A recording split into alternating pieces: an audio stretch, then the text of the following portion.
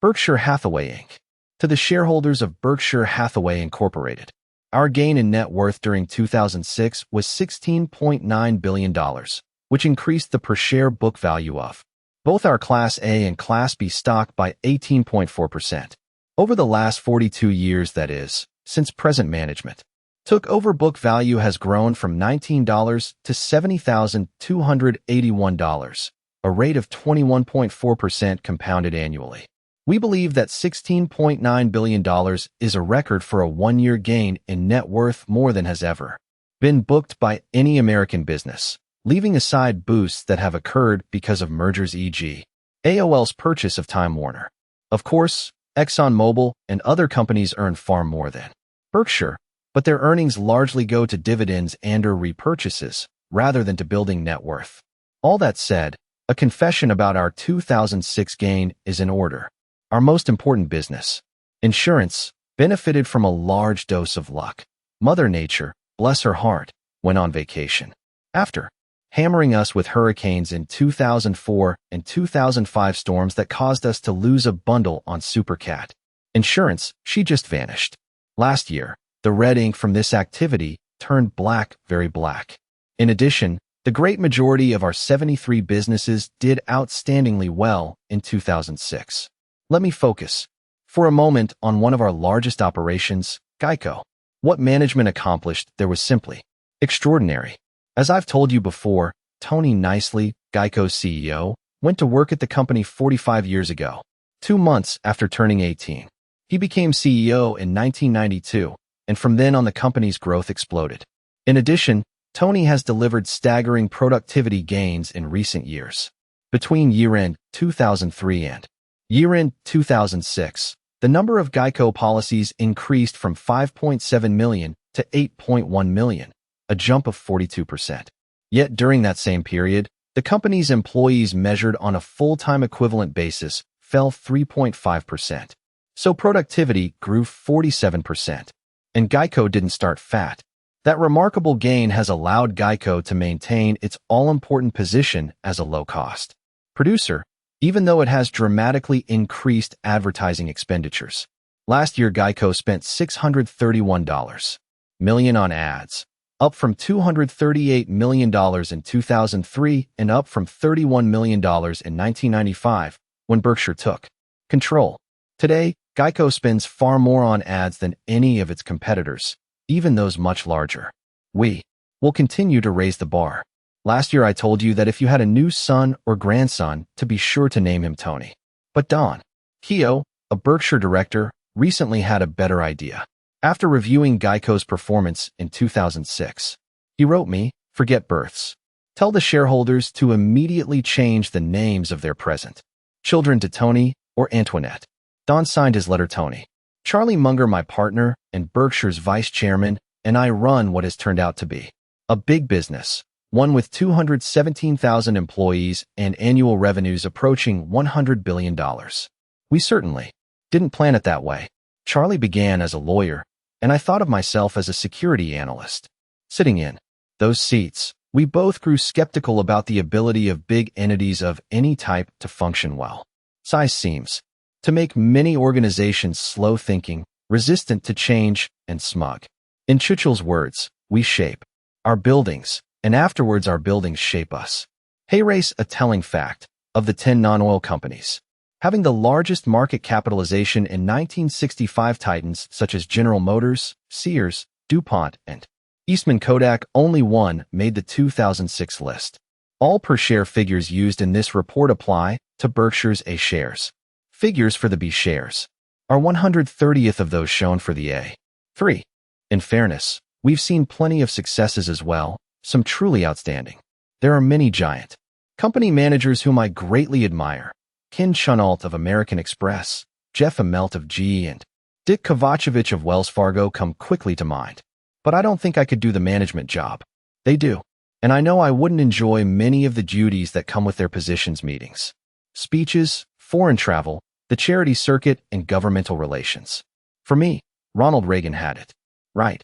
It's probably true that hard work never killed anyone, but why take the chance? So I've taken the easy route, just sitting back and working through great managers who run their on shows. My only tasks are to cheer them on, sculpt and harden our corporate culture, and make major capital allocation decisions. Our managers have returned this trust by working hard and effectively for their performance over the last 42 years, and particularly for 2006. Charlie and I thank them. Yardsticks. Charlie and I measure Berkshire's progress and evaluate its intrinsic value in a number of ways. No single criterion is effective in doing these jobs, and even an avalanche of statistics will not capture some factors that are important. For example, it's essential that we have managers much younger than I available to succeed me. Berkshire has never been in better shape in this regard, but I can't prove it to you with numbers. There are two statistics, however, that are of real importance. The first is the amount of investments, including cash and cash equivalents, that we own on a per-share basis. Arriving at this figure, we exclude investments held in our finance operation because these are largely offset by borrowings. In our early years, we put most of our retained earnings and insurance float into investments in marketable securities. Because of this emphasis, and because the securities we purchased generally did well, our growth rate in investments was for a long time quite high. Over the years, however, we have focused more and more on the acquisition of operating businesses. Using our funds for these purchases has both slowed our growth in investments and accelerated our gains in pre-tax earnings from non-insurance businesses, the second yardstick we use. Hey race how? Last year we had a good increase in non-insurance earnings, 38%. Large gains from here on in, though, will come only if we are able to make major and sensible acquisitions. That will not be easy. We do, however, have one advantage. More and more, Berkshire has become the buyer of choice for business owners and managers. Initially, we were viewed that way only in the U.S. and more often than not by private companies. We've long wanted, nonetheless, to extend Berkshire's appeal beyond U.S. borders. And last year, our globetrotting finally got underway. Acquisitions. We began 2006 by completing the 3 acquisitions pending at year-end 2005, spending about $6 billion for Pacificorp, Business Wire, and Applied Underwriters.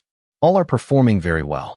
The highlight of the year, however, was our July 5th acquisition of most of Iskar, an Israeli company, and our new association with its chairman, Eitan Wertheimer, and CEO, Jacob Harpas.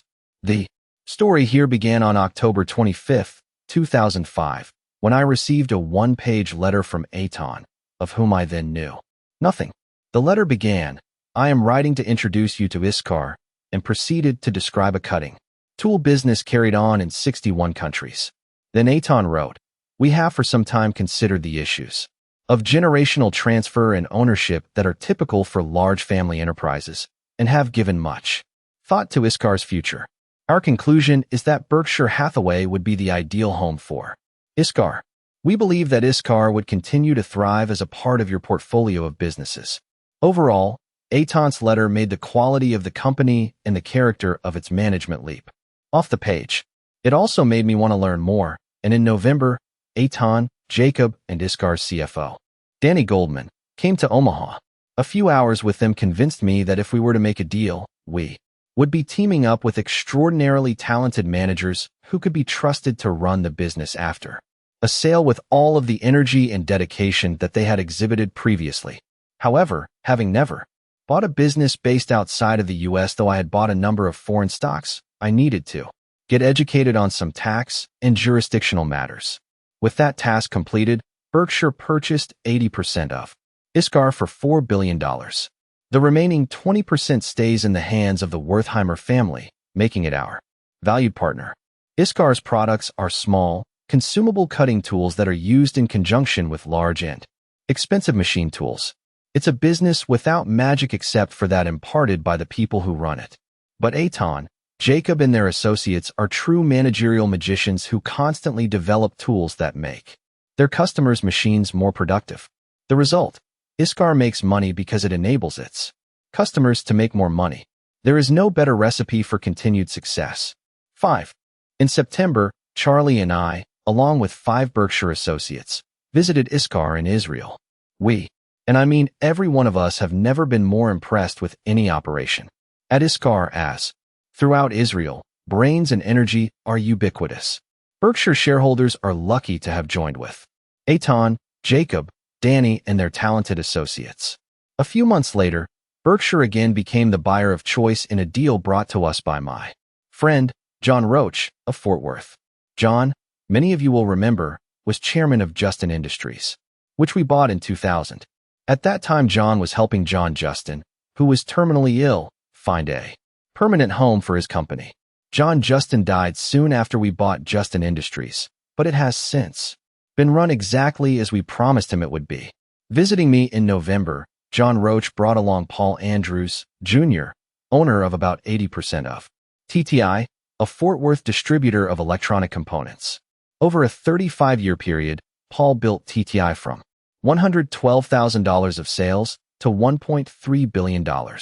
He is a remarkable entrepreneur and operator. Paul, 64, loves running his business. But not long ago, he happened to witness how disruptive the death of a founder can be both to a private company's employees and the owner's family. What starts out as disruptive, furthermore, often evolves into destructive. About a year ago, therefore, Paul began to think about selling TTI. His goal was to put his business in the hands of an owner he had carefully chosen, rather than allowing a trust officer or lawyer to conduct an auction after his death. Paul rejected the idea of a strategic buyer, knowing that in the pursuit of synergies, an owner of that type would be apt to dismantle what he had so carefully built, a move that would uproot hundreds of his associates and perhaps wound TTI's business in the process. He also ruled out a private equity firm, which would very likely load the company with debt and then flip it as soon as possible. That left Berkshire. Paul and I met on the morning of November 15th and made a deal before lunch. Later he wrote me, "After our meeting, I am confident that Berkshire is the right owner for TTI. I am proud of our past and excited about our future. And so are Charlie and I. We also made some tuck-in acquisitions during 2006 at Fruit of the Loom Fruit, Mytech, CTB, Shaw and Clayton. Fruit made the largest purchases.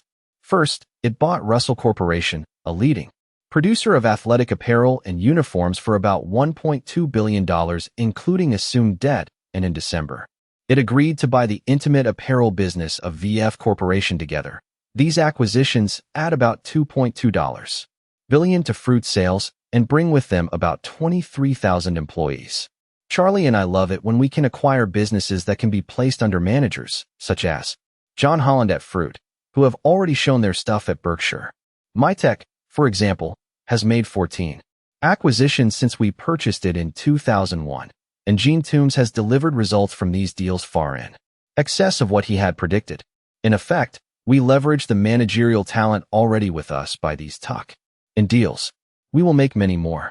We continue, however, to need elephants in order for us to use Berkshire's flood of incoming cash. Charlie and I must therefore ignore the pursuit of mice and focus our acquisition efforts on much bigger game. Our exemplar is the older man who crashed his grocery cart into that of a much younger fellow while both were shopping. The elderly man explained apologetically that he had lost track of his wife and was preoccupied searching for her. His new acquaintance said that by coincidence his wife had also wandered off and suggested that it might be more efficient if they jointly looked for the two women. Agreeing, the older man asked his new companion what his wife looked like. "She's a gorgeous blonde," the fellow answered, "with a body that would cause a bishop to go through a stained glass window, and she's wearing tight white shorts. How about yours?" The senior citizen wasted no words. "Forget her. Well, look for yours." 6. What we are looking for is described on page 25. If you have an acquisition candidate that fits, call me day or night, and then watch me shatter a stained glass window. Now, let's examine the 4 major operating sectors of Berkshire. Lumping their financial figures together impedes analysis, so we'll look at them as 4 separate businesses, starting with the all-important insurance group. Insurance. Next month marks the 40th anniversary of our entrance into the insurance business. It was on March 9, 1967, that Berkshire purchased National Indemnity and its companion company, National Fire and Marine, from Jack Ringwalt for $8.6 million. Jack was a longtime friend of mine and an excellent, but somewhat eccentric, businessman. 4. About 10 minutes every year, he would get the urge to sell his company. But those moods, perhaps brought on by a tiff with regulators or an unfavorable jury verdict, quickly vanished.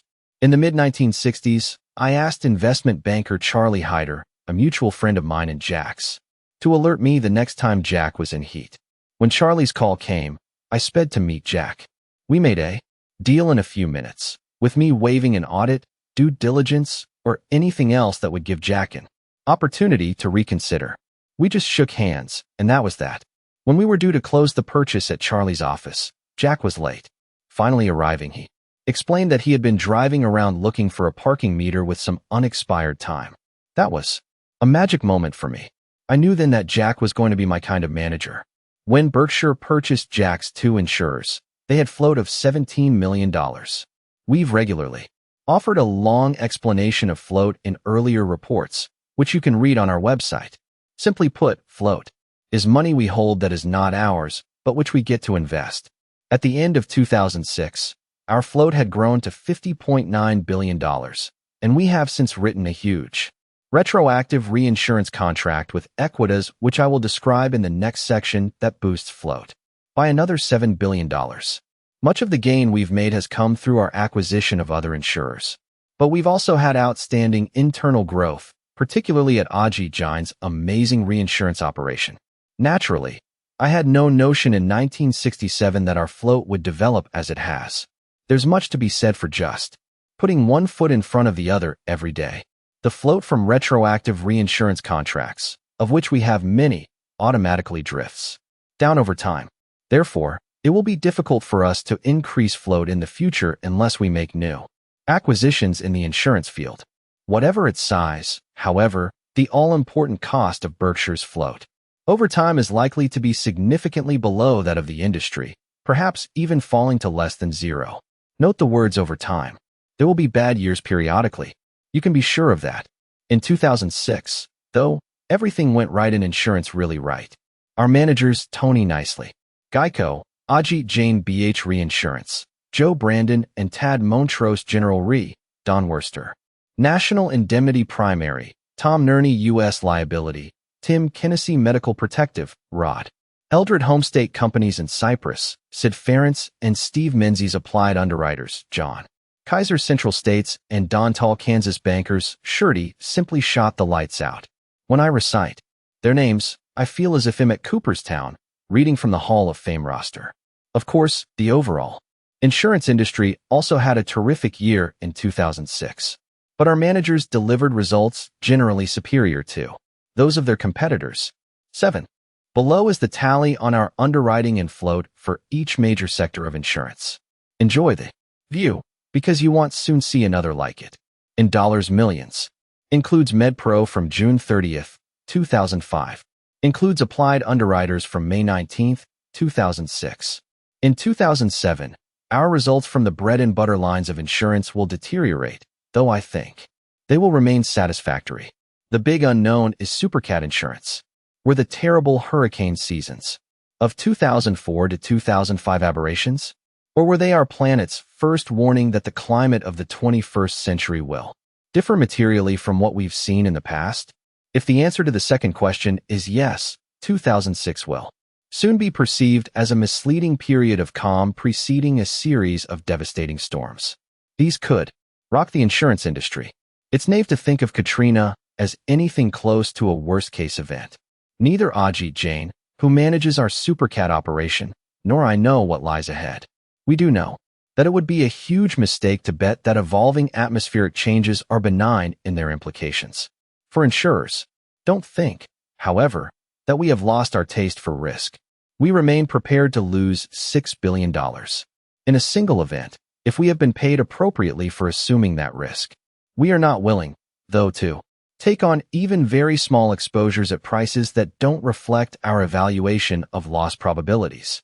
Appropriate prices don't guarantee profits in any given year, but inappropriate prices most certainly guarantee eventual losses. Rates have recently fallen because a flood of capital has entered the supercat field. We have therefore sharply reduced our wind exposures. Our behavior here parallels that which we employ in financial markets. Be fearful when others are greedy, and be greedy when others are fearful. Lloyd's, Equitas, and retroactive reinsurance. Last year we are getting now to Equitas. Berkshire agreed to enter into a huge retroactive reinsurance contract, a policy that protects an insurer against losses that have already happened, but whose cost is not yet known. They'll give you details of the agreement shortly. But let's first take a journey through insurance history, following the route that led to our deal. Our tale begins around 1688, when Edward Lloyd opened a small coffee house in London. Though no Starbucks, his shop was destined to achieve worldwide fame because of the commercial activities of its clientele, shipowners, merchants, and venturesome British capitalists. As these parties sipped Edward's brew, they began to write contracts transferring the risk of a disaster at sea from the owners of ships and their cargo to the capitalists, who wagered that a given voyage would be completed without incident. These capitalists eventually became known as underwriters at Lloyd's. Though many people believe Lloyd's to be an insurance company, that is not the case. It is instead a place where many member insurers transact business, just as they did centuries ago. Over time, the underwriters solicited passive investors to join in syndicates. Additionally, the business broadened beyond marine risks into every imaginable form of insurance, including exotic coverages that spread the fame of Lloyd's far and wide. The underwriters left the coffee house, found grander quarters, and formalized some rules of association. And those persons who passively backed the underwriters became known as names. 8. Eventually, the names came to include many thousands of people from around the world who joined expecting to pick up some extra change without effort or serious risk. True, prospective names were always solemnly told that they would have unlimited and everlasting liability for the consequences of their syndicates, underwriting down to the last cufflink, as the quaint description went. But that warning came to be viewed as perfunctory. 300 years of retained cufflinks acted as a powerful sedative to the names poised to sign up. Then came asbestos, when its prospective costs were added to the tidal wave of environmental and product claims that surfaced in the 1980s. Lloyd's began to implode. Policies written decades earlier and largely forgotten about were developing huge losses. No one could intelligently estimate their total, but it was certain to be many tens of billions of dollars. The specter of unending and unlimited losses terrified existing names and scared away prospects. Many names opted for bankruptcy, some even chose suicide. From these shambles, there came a desperate effort to resuscitate Lloyd's. In 1996, the powers that be at the institution allotted $11.1 billion to a new company, Equitas, and made it responsible for paying all claims on policies written before 1993. In effect, this plan pooled the misery of the many syndicates in trouble. Of course, the money allotted could prove to be insufficient, and if that happened, the names remained liable for the shortfall. But the new plan, by concentrating all of the liabilities in one place, had the advantage of eliminating much of the costly intramural squabbling that went on among syndicates. Moreover, the pooling allowed claims evaluation, negotiation, and litigation to be handled more intelligently than had been the case previously. Equitas embraced Ben Franklin's thinking. We must all hang together, or assuredly, we shall hang separately. From the start, many people predicted Equitas would eventually fail. But as Ajit and I reviewed the facts in the spring of 2006, 13 years after the last exposed policy had been written and after the payment of $11.3 billion in claims, we concluded that the patient was likely to survive. And so we decided to offer a huge reinsurance policy to Equitas. Because plenty of imponderables continue to exist, Berkshire could not provide Equitas and its 27972 names unlimited protection. But we said, and am simplifying, that if Equitas would give us $7.12 billion in cash and securities, this is the float I spoke about, we would pay all of its future claims and expenses up to $13.9 billion. That amount was $5.7 billion above what Equitas had recently guessed its ultimate liabilities to be. Thus, the names received a huge and almost certainly sufficient amount of future protection against unpleasant surprises. Indeed, the protection is so large that Equitas plans a cash payment to its thousands of names, an event few of them had ever dreamed possible. And how will Berkshire fare? That depends on how much known claims will end up costing us, how many yet-to-be presented claims will surface and what they will cost, how soon claim payments will be made, and how much we earn on the cash we receive before it must be paid out. Ajit and I think the odds are in our favor. And should we be wrong, Berkshire can handle it. Scott Moser, the CEO of Equitas, summarized the transaction neatly. Names wanted to sleep easy at night, and we think we've just bought them the world's best mattress. Warning, it's time to eat your broccoli. I am now going to talk about accounting matters. I owe this to those Berkshire shareholders who love reading about debits and credits. I hope both of you find this discussion helpful. All others can skip this section. There will be no quiz. Berkshire has done many retroactive transactions in both number and amount, a multiple of such policies entered into by any other insurer. We are the reinsurer of choice for these coverages because the obligations that are transferred to us, for example, lifetime indemnity and medical payments to be made to injured workers, may not be fully satisfied for 50 years or more. No other company can offer the certainty that Berkshire can in terms of guaranteeing the full and fair settlement of these obligations. This fact is important to the original insurer, policyholders, and regulators. The accounting procedure for retroactive transactions is neither well known nor intuitive. The best way for shareholders to understand it, therefore, is for us to simply lay out the debits and credits. Charlie and I would like to see this done more often. We sometimes encounter accounting footnotes about important transactions that leave us baffled, and we go away suspicious that the reporting company wished it that way. For example, try comprehending transactions described in the old 10-Ks of Enron, even after you know how the movie ended. So let us summarize our accounting for the Equitas transaction. The major debits will be to cash and investments, reinsurance recoverable, and deferred charges for reinsurance assumed DCRA. The major credit will be to reserve for losses and loss adjustment expense.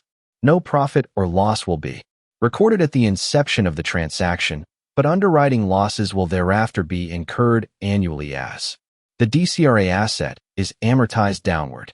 The amount of the annual amortization charge will be primarily determined by how our end-of-the-year estimates as to the timing and amount of future loss payments compare to the estimates made at the beginning of the year. Eventually, when the last claim has been paid, the DCRA account will be reduced to zero. That day is 50 years or more away. What's important to remember is that retroactive insurance contracts always produce underwriting losses for us. Whether these losses are worth experiencing depends on whether the cash we have received produces investment income that exceeds the losses. Recently, our DCRA charges have annually delivered $300 million or so of underwriting losses, which have been more than offset by the income we have realized through use of the cash we received as a premium. Absent new retroactive contracts, the amount of the annual charge would normally decline over time. After the Equitas transaction, however, the annual DCRA cost will initially increase to about $450 million a year. This means that our other insurance operations must generate at least that much underwriting gain for our overall float to be cost-free.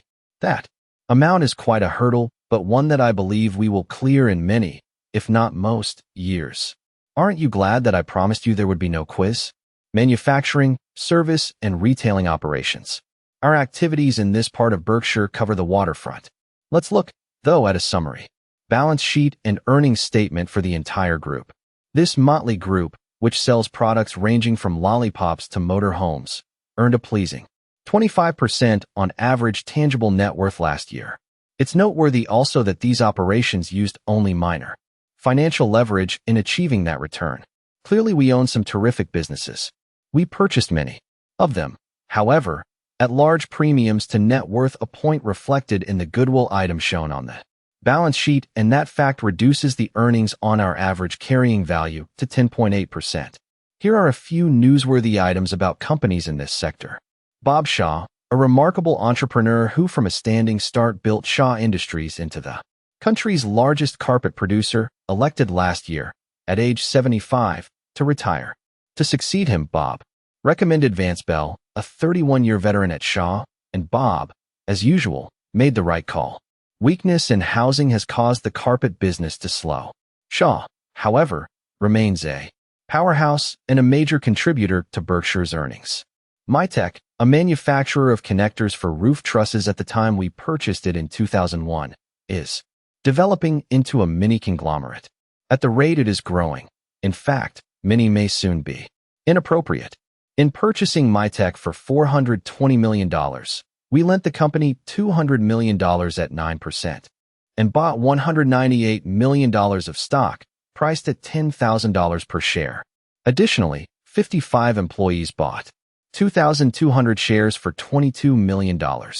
Each employee paid exactly the same price that we did, in most cases borrowing money to do so. And are they ever glad they did? 5 years later, Mytek sales have tripled, and the stock is valued at $71,699 per share. Despite its making 14 acquisitions at a cost of $291 million, Mytek has paid off its debt to Berkshire and holds $35 million of cash. We celebrated the 5th anniversary of our purchase with a party in July. I told the group that it would be embarrassing if Mytek's stock price soared beyond that of Berkshire A shares. Don't be surprised, however, if that happens, though Charlie and I will try to make our shares a moving target. Not all of our businesses are destined to increase profits. When an industry's underlying economics are crumbling, talented management may slow the rate of decline.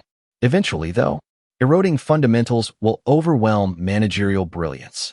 As a wise friend told me long ago, if you want to get a reputation as a good businessman, be sure to get into a good business.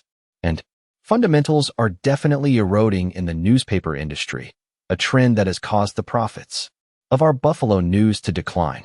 The skid will almost certainly continue. When Charlie and I were young, the newspaper business was as easy a way to make huge returns as existed in America. As one not too bright publisher famously said, I owe my fortune to two great American institutions, monopoly and nepotism. No paper in a one-paper city, however bad the product or however inept the management, could avoid gushing profits. The industry's staggering returns could be simply explained. For most of the 20th century, newspapers were the primary source of information for the American public. Whether the subject was sports, finance, or politics, newspapers reigned supreme. Just as important, their ads were the easiest way to find job opportunities or to learn the price of groceries at your town's supermarkets. The great majority of families therefore felt the need for a paper every day, but understandably, most didn't wish to pay for two. Advertisers preferred the paper with the most circulation, and readers tended to want the paper with the most ads and news pages. This circularity led to a law of the newspaper jungle, survival of the fattest. Thus, when two or more papers existed in a major city, which was almost universally the case a century ago, the one that pulled ahead usually emerged as the standalone winner. After competition disappeared, the paper's pricing power in both advertising and circulation was unleashed. Typically, rates for both advertisers and readers would be raised annually and the profits rolled in. For owners, this was economic heaven. Interestingly, though papers regularly and often in a disapproving way reported on the profitability of, say, the auto or steel industries, they never enlightened readers about their own Midas-like situation. As long ago as my 1991 letter to shareholders, I nonetheless asserted that this insulated world was changing, writing that the media businesses will prove considerably less marvelous than the industry, or lenders thought would be the case only a few years ago. Some publishers took umbrage at both this remark and other warnings from me that followed. Newspaper properties, moreover, continued to sell as if they were indestructible slot machines. In fact, many intelligent newspaper executives who regularly chronicled and analyzed important worldwide events were either blind or indifferent to what was going on under their noses. Now, however, almost all newspaper owners realize that they are constantly losing ground in the battle for eyeballs. Simply put, if cable and satellite broadcasting, as well as the internet, had come along first, newspapers as we know them probably would never have existed. In Berkshire's world, Stan Lipsey does a terrific job running the Buffalo News, and I am enormously proud of its editor, Margaret Sullivan. The news penetration of its market is the highest among that of this country's large newspapers. We also do better financially than most. Metropolitan newspapers, even though Buffalo's population and business trends are not good. Nevertheless, this operation faces unrelenting pressures that will cause profit margins to slide. True, we have the leading online news operation in Buffalo, and it will continue to attract more viewers and ads. However, the economic potential of a newspaper internet site, given the many alternative sources of information and entertainment that are free and only a click away, is at best a small fraction of that existing in the past for a print newspaper facing no competition.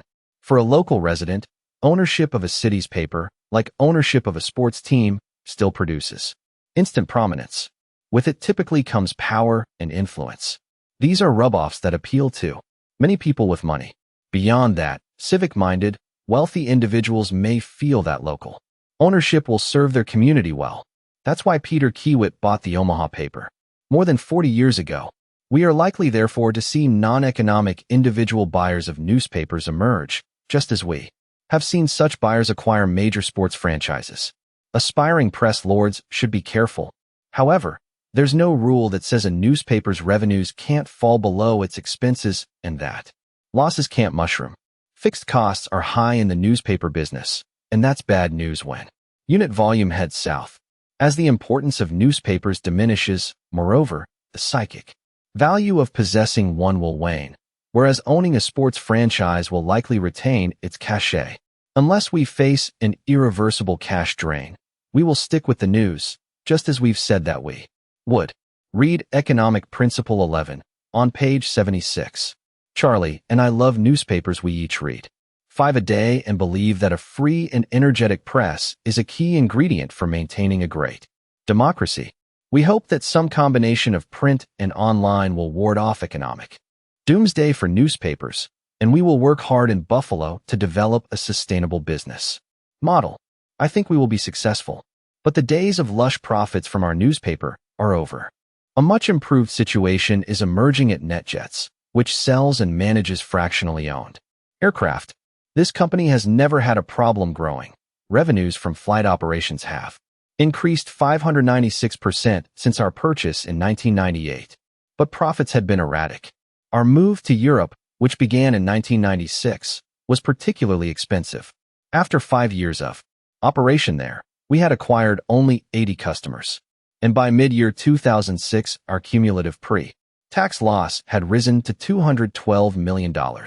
But European demand has now exploded, with a net of 589 customers having been added in 2005 to 2006.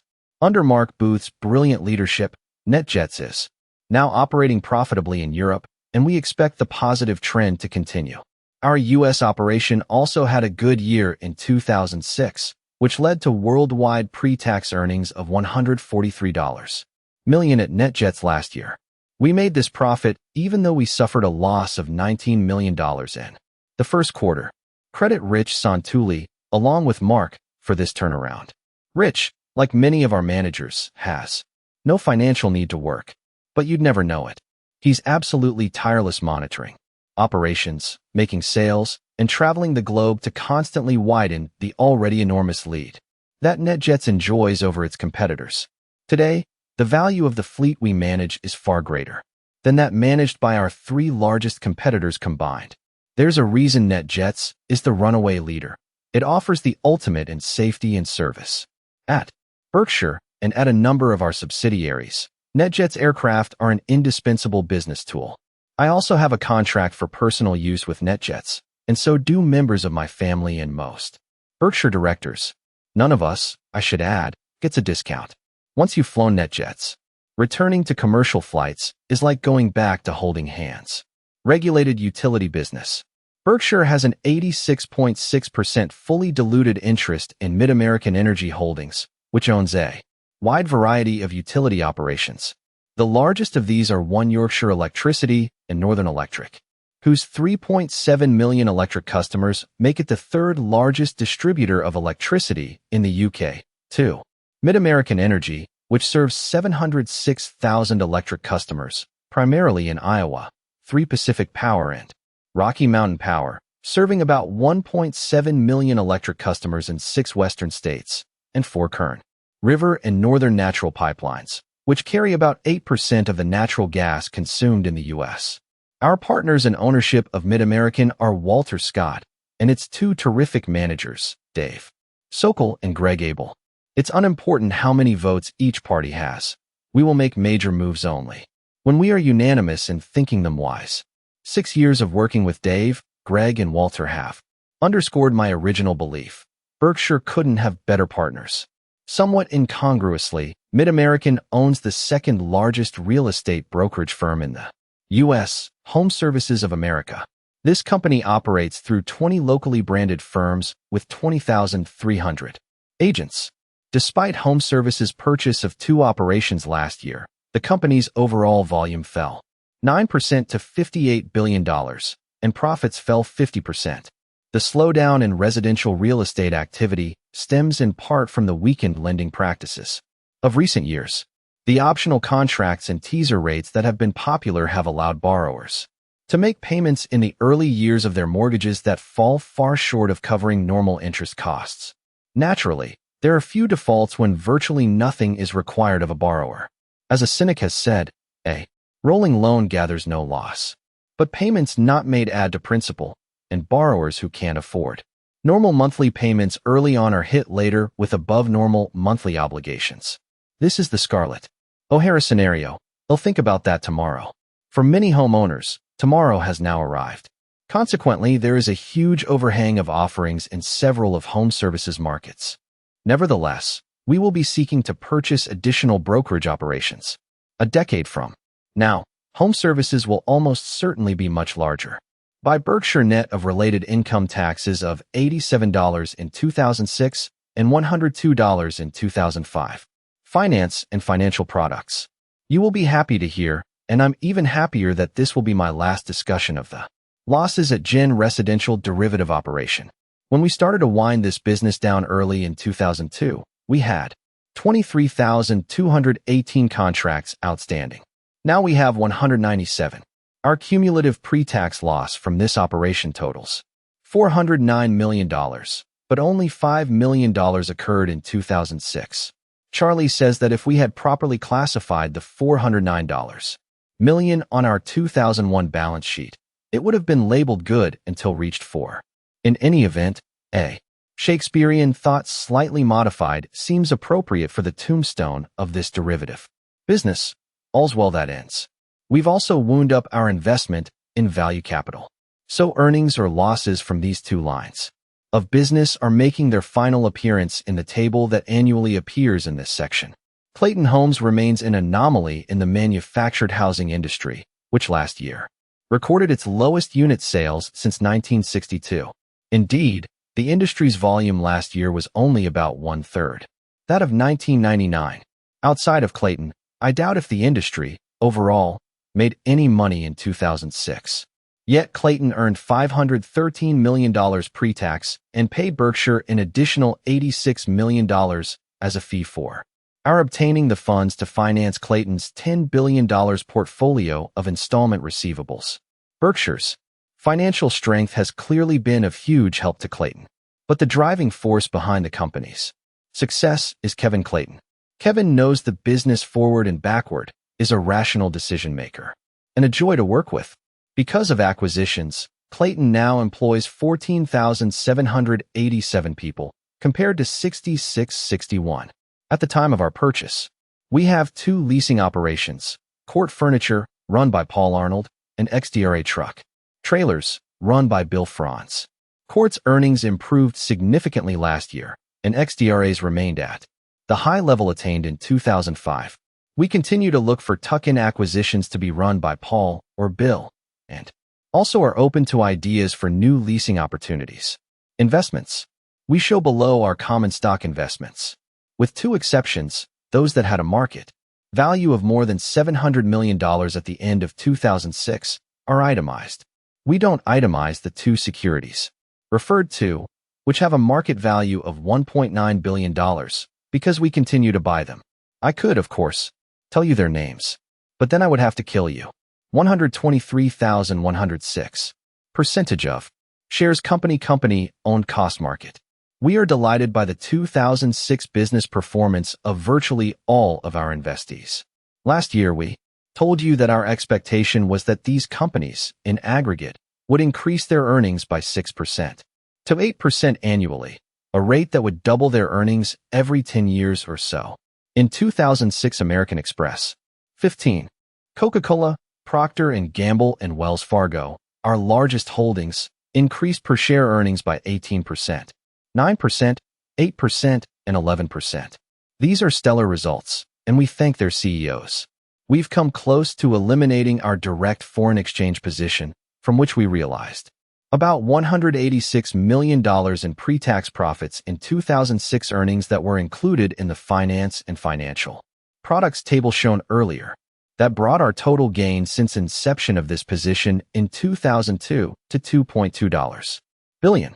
Hey, race a breakdown by currency. Total gain loss in millions. Australian dollar $247.1, Mexican peso $106.1, British £287.2, New Zealand $102.6, Canadian $398.3, Singapore $2.6, Chinese 12.7 yuan, South Korean won 261.3, 839.2 euro, Swiss franc 9.6, Hong Kong $2.5, Taiwan $45.3, Japanese yen 1.9, miscellaneous options 22.9. We've made large indirect currency profits as well, though I've never tallied the precise amount. For example, in 2002 to 2003, we spent about $82 million buying of all things Enron bonds, some of which were denominated in euros. Already we've received distributions of $179 million from these bonds, and our remaining stake is worth $173 million. That means our overall gain is $270 million, part of which came from the appreciation of the euro that took place after our bond purchase. When we first began making foreign exchange purchases, interest rate differentials between the U.S. and most foreign countries favored a direct currency position, but that spread turned negative in 2005. We therefore looked for other ways to gain foreign currency exposure, such as the ownership of foreign equities or of U.S. stocks with major earnings abroad. The currency factor, we should emphasize, is not dominant in our selection of equities, but is merely one of many considerations. As our U.S. trade problems worsen, the probability that the dollar will weaken over time continues to be high. I fervently believe in real trade. The more the better for both us and the world. We had about $1.44 trillion of this honest-to-God trade in 2006. But the U.S. also had $0.76 trillion of pseudo-trade last year, imports for which we exchanged no goods or services. Ponder, for a moment, how commentators would describe the situation if our imports were $0.76 trillion, a full 6% of GDP, and we had no exports. Making these purchases that weren't reciprocated by sales, the U.S. necessarily transferred ownership of its assets or IOUs to the rest of the world. Like a very wealthy but self-indulgent family, we peeled off a bit of what we owned in order to consume more than we produced. The U.S. can do a lot of this because we are an extraordinarily rich country that has behaved responsibly in the past. The world is therefore willing to accept our bonds, real estate, stocks, and businesses, and we have a vast store of these to hand over. These transfers will have consequences, however. Already the prediction I made last year about one fallout from our spending binge has come true. The investment income account of our country, positive in every previous year since 1915, turned negative in 2006. Foreigners now earn more on their U.S. investments than we do on our investments abroad. In effect, we've used up our bank account and turned to our credit card. And, like everyone who gets in hock, the U.S. will now experience reverse compounding as we pay ever-increasing amounts of interest on interest. I want to emphasize that even though our course is unwise, Americans will live better 10 or 20 years from now than they do today. Per capita wealth will increase, but our citizens will also be forced every year to ship a significant portion of their current production abroad merely to service the cost of our huge debtor position. It won't be pleasant to work part of each day to pay for the overconsumption 16 of your ancestors. I believe that at some point in the future, U.S. workers and voters will find this annual Tribute so onerous that there will be a severe political backlash. How that will play out in markets is impossible to predict, but to expect a soft landing seems like wishful thinking. I should mention that all of the direct currency profits we have realized have come from forward contracts, which are derivatives, and that we have entered into other types of derivatives contracts as well. That may seem odd, since you know of our expensive experience in unwinding the derivatives book at Gen Re and also have heard me talk of the systemic problems that could result from the enormous growth in the use of derivatives. Why, you may wonder, are we fooling around with such potentially toxic material? The answer is that derivatives, just like stocks and bonds, are sometimes wildly mispriced. For many years, accordingly, we have selectively written derivative contracts, few in number, but sometimes for large dollar amounts. We currently have 62 contracts outstanding. I manage them personally, and they are free of counterparty credit risk. So far, these derivative contracts have worked out well for us, producing pre-tax profits in the hundreds of millions of dollars above and beyond the gains I've itemized from forward foreign exchange contracts. Though we will experience losses from time to time, we are likely to continue to earn overall significant profits from mispriced derivatives. I have told you that Berkshire has 3 outstanding candidates to replace me as CEO, and that the board knows exactly who should take over if I should die tonight. Each of the 3 is much younger than I. The directors believe it's important that my successor have the prospect of a long tenure. Frankly, we are not as well prepared on the investment side of our business. There's a history here. At one time, Charlie was my potential replacement for investing, and more recently Lou Simpson has filled that slot. Lou is a top-notch investor with an outstanding long-term record of managing Geico's equity portfolio, but he is only 6 years younger than I. If I were to die soon, he would fill in magnificently for a short period. For the long term, though, we need a different answer. At our October board meeting, we discussed that subject fully, and we emerged with a plan, which I will carry out with the help of Charlie and Lou. Under this plan, I intend to hire a younger man or woman with the potential to manage a very large portfolio, who we hope will succeed me as Berkshire's chief investment officer when the need for someone to do that arises. As part of the selection process, we may in fact take on several candidates. Picking the right persons will not be an easy task. It's not hard, of course, to find smart people, among them individuals who have impressive investment records.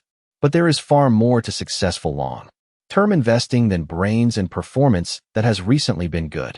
Over time, markets will do extraordinary, even bizarre, things.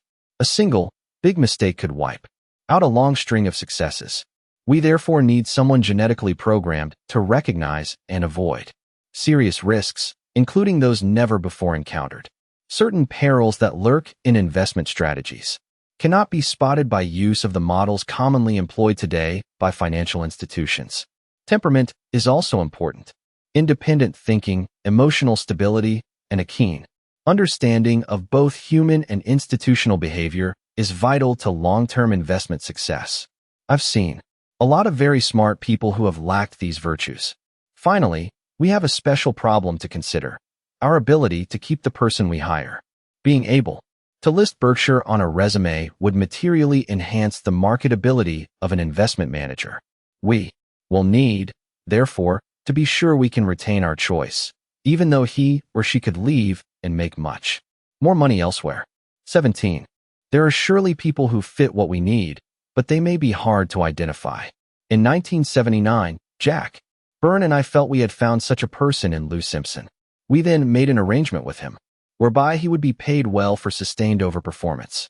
Under this deal, he has earned large amounts. Lou, however, could have left us long ago to manage far greater sums on more advantageous terms. If money alone had been the object, that's exactly what he would have done. But Lou never considered such a move.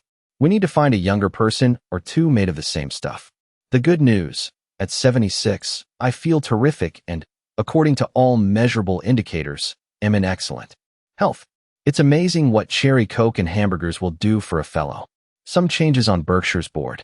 The composition of our board will change in 2 ways this spring. One change will involve the Chase family, which has been connected to Berkshire and its predecessor companies for more than a century. In 1929, the first Malcolm G. Chase played an important role in merging four New England textile operations into Berkshire Fine Spinning Associates.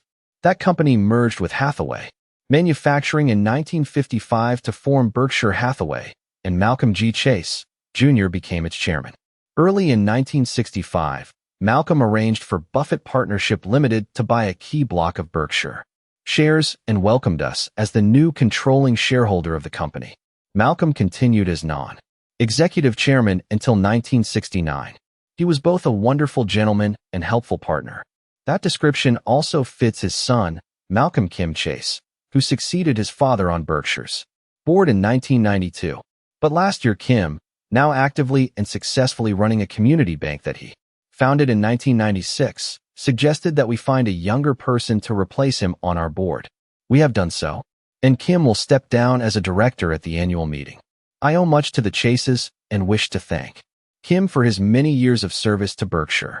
In selecting a new director, we were guided by our long-standing criteria, which are that board members be owner-oriented, business-savvy, interested, and truly independent. I say truly because many directors who are now deemed independent by various authorities and observers are far from that, relying heavily as they do on directors' fees to maintain their standard of living. These payments, which come in many forms, often range between $150,000 and $250,000 annually, compensation that may approach or even exceed all other income of the independent director. And surprise director. Compensation has soared in recent years, pushed up by recommendations from corporate America's favorite consultant, Ratchet, and Bingo. The name may be phony, but the action it conveys is not. Charlie and I believe our four criteria are essential if directors are to do their job, which, by law, is to faithfully represent owners. Yet these criteria are usually ignored. Instead, consultants and CEOs seeking board candidates will often say, "We're looking for a woman, or a Hispanic, or someone from abroad, or what have you." It sometimes sounds as if the mission is to stock Noah's Ark. Over the years, I've been queried many times about potential directors and have yet to hear anyone ask, "Does he think like an intelligent owner?" The questions I instead get would sound ridiculous to someone seeking candidates for, say, a football team, or an arbitration panel, or a military command. In those cases, the selectors would look for people who had the specific talents and attitudes that were required for a specialized job. At Berkshire, we are in the specialized activity of running a business well, and therefore we seek business judgment. That's exactly what we've found in Susan Decker, CFO of Yahoo, who will join our board at the annual meeting. We are lucky to have her. She scores very high on our four criteria and additionally, at 44, is young, an attribute, as you may have noticed, that your chairman has long lacked. We will seek more young directors in the future, but never by slighting the four qualities that we insist upon. 18. This and that. Berkshire will pay about $4.4 billion in federal income tax on its 2006 earnings. In its last fiscal year, the U.S. government spent $2.6 trillion, or about $7 billion per day. Thus, for more than half of one day, Berkshire picked up the tab for all federal expenditures, ranging from Social Security and Medicare payments to the cost of our armed services. Had there been only 600 taxpayers like Berkshire, no one else in America would have needed to pay any federal income or payroll taxes. Our federal return last year, we should add, ran to 9,386 pages. To handle this filing, state and foreign tax returns, a myriad of SEC requirements, and all of the other matters involved in running Berkshire, we have gone all the way up to 19 employees at world headquarters. This crew occupies 9,708 square feet of space, and Charlie at world headquarters west in Los Angeles uses another 655 square feet. Our home office payroll, including benefits and counting both locations, totaled $3,531,978 last year. We're careful when spending your money. Corporate bigwigs often complain about government spending, criticizing bureaucrats who they say spend taxpayers' money differently from how they would if it were their own. But sometimes the financial behavior of executives will also vary based on whose wallet is getting depleted. Hey Rayson, illustrative tale from my days at Salomon. In the 1980s, the company had a barber, Jimmy by name, who came in weekly to give free haircuts to the top brass. A manicurist was also on tap. Then, because of a cost-cutting drive, patrons were told to pay their own way. One top executive, not the CEO who had previously visited Jimmy weekly, went immediately to a once-every-3-week schedule. Every now and then Charlie and I catch on early to a tide-like trend, one brimming over with commercial promise. For example, though American Airlines with its miles and American Express with credit card points are credited as being trailblazers in granting customers rewards, Charlie and I were far ahead of them in spotting the appeal of this powerful idea. Excited by our insight, the two of us jumped into the reward business way back in 1970 by buying control of a trading stamp operation, Blue Chip Stamps. In that year, Blue Chip had sales of $126 million, and its stamps papered California. In 1970, indeed, about 60 billion of our stamps were licked by savers, pasted into books, and taken to Blue Chip redemption stores. Our catalog of rewards was 116 pages thick and chock full of tantalizing items.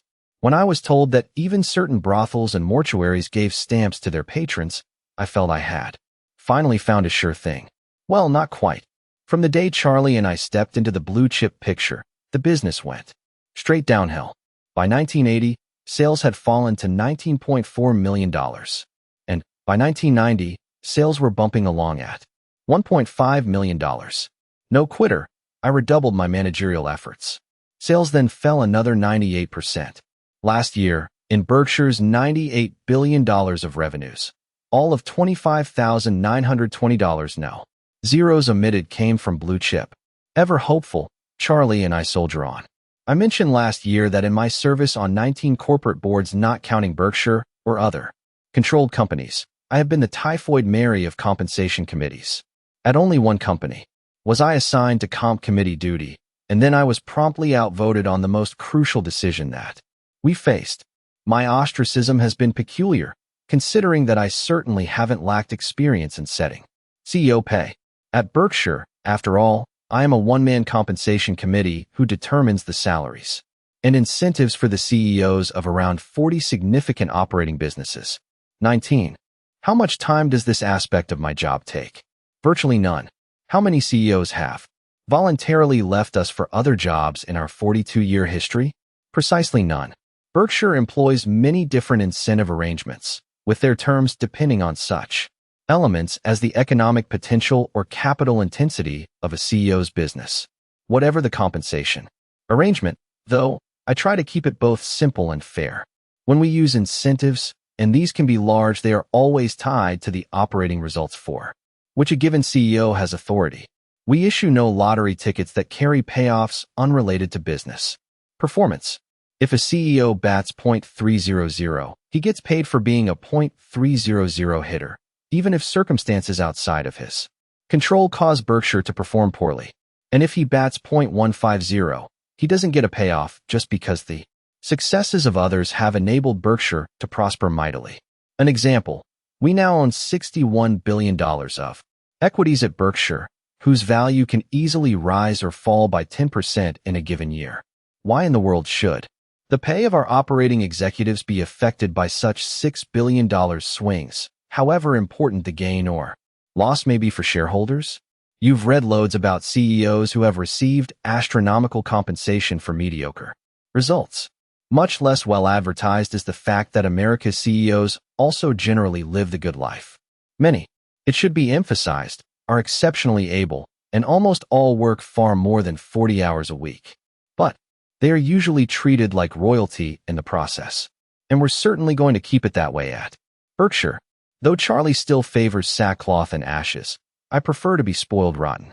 Berkshire owns the pampered chef. Our wonderful office group has made me the pampered chief. CEO perks at one company are quickly copied elsewhere. All the other kids have one may seem a thought too juvenile to use as a rationale in the boardroom. But consultants employ precisely this argument, phrased more elegantly of course, when they make recommendations to comp committees. Irrational and excessive comp practices will not be materially changed by disclosure or by independent comp committee members. Indeed, I think it's likely that the reason I was rejected for service on so many comp committees was that I was regarded as too independent. Compensation reform will only occur if the largest institutional shareholders, it would only take a few demand a fresh look at the whole system. The consultant's present drill of deftly selecting peer companies to compare with their clients will only perpetuate present excesses. Last year, I arranged for the bulk of my Berkshire holdings to go to 5 charitable foundations, thus carrying out part of my lifelong plan to eventually use all of my shares for philanthropic purposes. Details of the commitments I made, as well as the rationale for them, are posted on our website, www.berkshirehathaway.com. Taxes, I should note, had nothing to do with my decision or its timing. My federal and state income taxes in 2006 were exactly what they would have been had I not made my first contributions last summer, and the same point will apply to my 2007 contributions. In my will, I've stipulated that the proceeds from all Berkshire shares I still own at death are to be used for philanthropic purposes within 10 years after my estate is closed. Because my affairs are not complicated, it should take 3 years at most for this closing to occur. Adding this 13-year period to my expected lifespan of about 12 years, though, naturally, am aiming for more means that proceeds from all of my Berkshire shares will likely be distributed for societal purposes over the next 25 years or so. I've set this schedule because I want the money to be spent relatively promptly by people I know, to be capable, vigorous, and motivated. These managerial attributes sometimes wane as institutions, particularly those that are exempt from market forces, age. Today, there are terrific people in charge at the 5 foundations. So at my death, why should they not move with dispatch to judiciously spend the money that remains? 20. Those people favoring perpetual foundations argue that in the future there will most certainly be large and important societal problems that philanthropy will need to address. I agree, but there will then also be many super-rich individuals and families whose wealth will exceed that of today's Americans, and to whom philanthropic organizations can make their case for funding. These funders can then judge firsthand which operations have both the vitality and the focus to best address the major societal problems that then exist. In this way, a market test of ideas and effectiveness can be applied. Some organizations will deserve major support while others will have outlived their usefulness. Even if the people above ground make their decisions imperfectly, they should be able to allocate funds more rationally than a decedent 6 feet under will have ordained decades earlier. Wills, of course, can always be rewritten, but it's very unlikely that my thinking will change in a material way. A few shareholders have expressed concern that sales of Berkshire by the foundation's receiving shares will depress the stock. These fears are unwarranted. The annual trading volume of many stocks exceeds 100% of the outstanding shares, but nevertheless these stocks usually sell at prices approximating their intrinsic value. Berkshire also tends to sell at an appropriate price, but with annual volume that is only 15% of shares outstanding. At most, sales by the foundations receiving my shares will add 3 percentage points to annual trading volume, which will still leave Berkshire with a turnover ratio that is the lowest around. Overall, Berkshire's business performance will determine the price of our stock, and most of the time it will sell in a zone of reasonableness. It's important that the foundations receive appropriate prices as they periodically sell Berkshire shares, but it's also important that incoming shareholders don't overpay. See Economic Principle 14 on page 77. By both our policies and shareholder communications, Charlie and I will do our best to ensure that Berkshire sells at neither a large discount nor large premium to intrinsic value. The existence of foundation ownership will in no way influence our board's decisions about dividends, repurchases, or the issuance of shares. We will follow exactly the same rule that has guided us in the past. What action will be likely to deliver the best result for shareholders over time? In last year's report, I allegorically described the Gottrocks family, a clan that owned all of America's businesses and that counterproductively attempted to increase its investment returns by paying ever greater commissions and fees to helpers. Sad to say, the family continued its self-destructive ways in 2006. In part, the family persists in this folly because it harbors unrealistic expectations about obtainable returns. Sometimes these delusions are self-serving. For example, private pension plans can temporarily overstate their earnings, and public pension plans can defer the need for increased taxes by using investment assumptions that are likely to be out of reach. Actuaries and auditors go along with these tactics, and it can be decades before the chickens come home to roost, at which point the CEO or public official who misled the world is apt to be gone. Meanwhile, Wall Street's Pied Pipers of performance will have encouraged the futile hopes of the family. The hapless Gotrocks will be assured that they all can achieve above-average investment performance, but only by paying ever higher fees. Call this promise the adult version of Lake Woebegone. In 2006, promises and fees hit new highs. A flood of money went from institutional investors to the 2 and 20 crowd. For those innocent of this arrangement, let me explain. It's a lopsided system whereby 2% of your principal is paid each year to the manager even if he accomplishes nothing or, for that matter, loses you a bundle, and, additionally, 20% of your profit is paid to him if he succeeds, even if his success is due simply to a rising tide. For example, a manager who achieves a gross return of 10% in a year will keep 3.6 percentage points, 2 points off the top, plus 20% of the residual 8 points, leaving only 6.4 percentage points for his investors. On a $3 billion fund, this 6.4% net performance will deliver the manager a cool $108 million. He will receive this bonanza even though an index fund might have returned 15% to investors in the same period and charge them only a token fee. 21. The inexorable math of this grotesque arrangement is certain to make the Gotrocks family poorer over time than it would have been had it never heard of these hyper-helpers. Even so, the 2 and 20 action spreads. Its effects bring to mind the old adage, when someone with experience proposes a deal to someone with money, too often the fellow with money ends up with the experience, and the fellow with experience ends up with the money. Let me end this section by telling you about one of the good guys of Wall Street, my longtime friend Walter Schloss, who last year turned 90. From 1956 to 2002, Walter managed a remarkably successful investment partnership from which he took not a dime unless his investors made money. My admiration for Walter, it should be noted, is not based on hindsight. A full 50 years ago, Walter was my sole recommendation to a St. Louis family who wanted an honest and able investment manager. Walter did not go to business school, or for that matter, college. His office contained one file cabinet in 1956. The number mushroomed to 4 by 2002. Walter worked without a secretary, clerk, or bookkeeper, his only associate being his son, Edwin, a graduate of the North Carolina School of the Arts. Walter and Edwin never came within a mile of inside information. Indeed, they used outside information only sparingly, generally selecting securities by certain simple statistical methods Walter learned while working for Ben Graham. When Walter and Edwin were asked in 1989 by Outstanding Investors Digest, "How would you summarize your approach?" Edwin replied, "We try to buy stocks cheap." So much for modern portfolio theory, technical analysis, macroeconomic thoughts, and complex algorithms. Following a strategy that involved no real risk defined as permanent loss of capital, Walter produced results over his 47 partnership years that dramatically surpassed those of the S&P 500.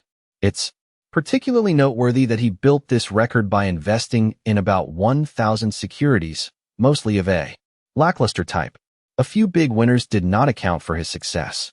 It's safe to say that had millions of investment managers made trades by drawing stock names from a hat, be purchasing these stocks in comparable amounts when Walter made a purchase, and then selling when Walter sold his pick, the luckiest of them would not have come close to equaling his record. There is simply no possibility that what Walter achieved over 47 years was due to chance. I first publicly discussed Walter's remarkable record in 1984.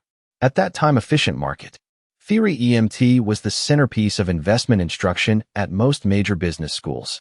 This theory, as then most commonly taught, held that the price of any stock at any moment is not demonstrably mispriced, which means that no investor can be expected to overperform the stock market averages using only publicly available information, though some will do so by luck. When I talked about Walter 23 years ago, his record forcefully contradicted this dogma.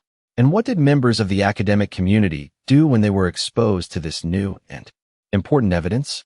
Unfortunately, they reacted in all too human fashion. Rather than opening their minds, they closed their eyes. To my knowledge, no business school teaching EMT made any attempt to study Walter's performance and what it meant for the school's cherished theory. Instead, the faculties of the schools went merrily on their way, presenting EMT as having the certainty of Scripture. Typically, a finance instructor who had the nerve to question EMT had about as much chance of major promotion as Galileo had of being named Pope. Tens of thousands of students were therefore sent out into life believing that on every day the price of every stock was right, or, more accurately, not demonstrably wrong, and that attempts to evaluate businesses, that is, stocks, were useless. Walter, meanwhile, went on overperforming, his job made easier by the misguided instructions that had been given to those young minds. After all, if you are in the shipping business, it's helpful to have all of your potential competitors be taught that the earth is flat. Maybe it was a good thing for his investors that Walter didn't go to college. 22. The annual meeting. Our meeting this year will be held on Saturday, May 5th. As always, the doors will open at the Quest Center at 7 a.m., and a new Berkshire movie will be shown at 8:30. At 9:30, we will go directly to the question and answer period, which with a break for lunch at the Quest stands will last until 3 o'clock. Then, after a short recess, Charlie and I will convene the annual meeting at 3:15. If you decide to leave during the day's question periods, please do so while Charlie is talking. The best reason to exit, of course, is to shop. We will help you do that by filling the 194300 square foot hall that adjoins the meeting area with the products of Berkshire subsidiaries. Last year, the 24,000 people who came to the meeting did their part, and almost every location racked up record sales. But records are made to be broken, and I know you can do better. This year we will again showcase a Clayton home featuring Acme brick, Shaw carpet, Johns Manville insulation, Mytech fasteners, Carefree awnings, and NFM furniture. You will find that the home, priced at $139,900, delivers excellent value. Last year, a helper at the Quest bought one of 2 homes on display well before we opened the doors to shareholders. Flanking the Clayton home on the exhibition floor this year will be an RV and pontoon boat from Forest River. Geico will have a booth staffed by a number of its top counselors from around the country, all of them ready to supply you with auto insurance quotes. In most cases, Geico will be able to give you a special shareholder discount, usually 8%. This special offer is permitted by 45 of the 50 jurisdictions in which we operate. One supplemental point: the discount is not additive if you qualify for another, such as that given certain groups. Bring the details of your existing insurance and check out whether we can save you money. For at least 50% of you, I believe we can. And while you're at it, sign up for the new Geico credit card. It's the one I now use sparingly, of course. On Saturday, at the Omaha airport, we will have the usual array of aircraft from NetJets available for your inspection. Stop by the NetJets booth at the Quest to learn about viewing these planes. Come to Omaha by bus, leave in your new plane, and take all the hair gel that you wish on board with you. In the bookworms corner of our bazaar, there will be about 25 books and DVDs, all discounted. Led again by Poor Charlie's Almanac. One hapless soul last year asked Charlie what he should do if he didn't enjoy the book. Back came a Mungerism. No problem, just give it to someone more intelligent. We've added a few titles this year. Among them are Seeking Wisdom, From Darwin to Munger by Peter Bevelin, a longtime Swedish shareholder of Berkshire, and Fred Schwed's classic, Where Are the Customers' Yachts? This book was first published in 1940 and is now in its 4th edition. The funniest book ever written about investing, it lightly delivers many truly important messages on the subject. An attachment to the proxy material that is enclosed with this report explains how you can obtain the credential you will need for admission to the meeting and other events. As for plane, hotel, and car reservations, we have again signed up American Express 800-799-6634 to give you special help. Carol Peterson, who handles these matters, does a terrific job for us each year, and I thank her for it. Hotel rooms can be hard to find, but work with Carol and you will get one. At Nebraska Furniture Mart, located on a 77-acre site on 72nd Street between Dodge and Pacific, we will again be having Berkshire weekend discount pricing.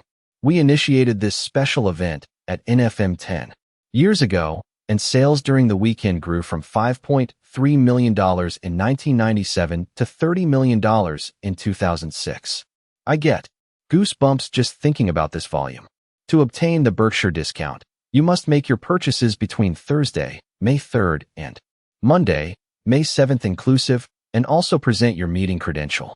The period's special pricing will even apply to the products of several prestigious manufacturers that normally have ironclad rules against discounting, but which, in the spirit of our shareholder weekend, have made an exception for you. We appreciate their cooperation. NFM is open from 10 a.m. to 9 p.m. Monday through Saturday and 10 a.m. 23 to 6 p.m. on Sunday. On Saturday this year, from 5:30 p.m. to 8 p.m., NFM is having a special shareholder picnic featuring chicken and beef tacos and hamburgers for traditionalists like me. At a remodeled and expanded Berkshire's, we will again have two shareholder-only events. The first will be a cocktail reception from 6 p.m. to 10 p.m. on Friday, May 4th. The second, the main gala, will be held on Sunday, May 6th, from 9 a.m. to 4 p.m. On Saturday, we will be open until 6 p.m. We will have huge crowds at Berkshire's throughout the weekend. For your convenience. Therefore, shareholder prices will be available from Monday, April 30th through Saturday, May 12th. During that period, please identify yourself as a shareholder by presenting your meeting credentials or a brokerage statement that shows you are a Berkshire holder. On Sunday, in a tent outside of Berkshire's, a blindfolded Patrick Wolf, twice U.S. chess champion, will take on all comers who will have their eyes wide open in groups of 6.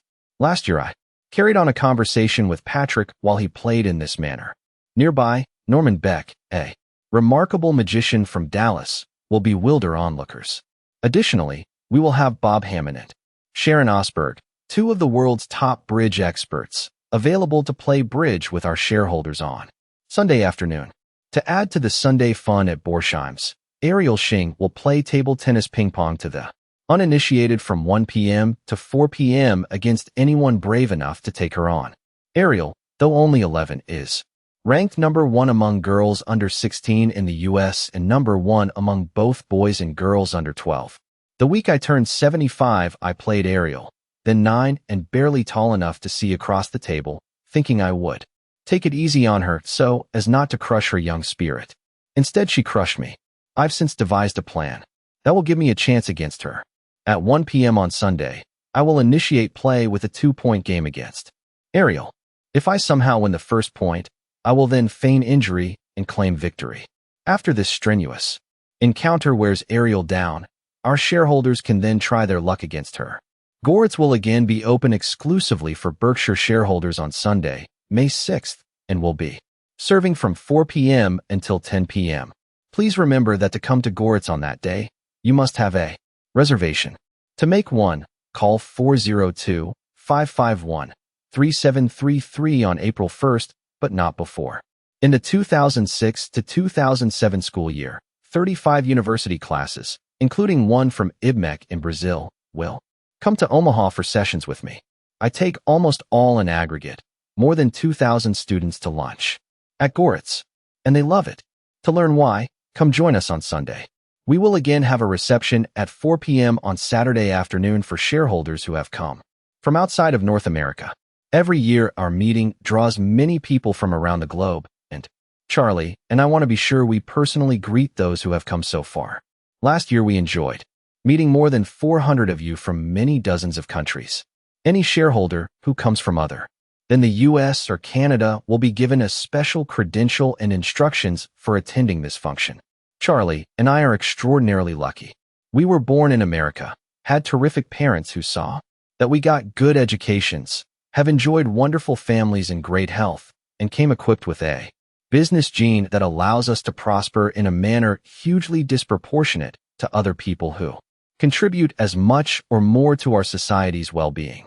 Moreover, we have long had jobs that we love in which we are helped every day in countless ways by talented and cheerful associates. No wonder we tap, dance to work. But nothing is more fun for us than getting together with our shareholder partners at Berkshire's annual meeting. So join us on May 5th at the quest for our annual Woodstock for capitalists. We'll see you there. February 28th, 2007 Warren E. Buffett, Chairman of the Board. 24.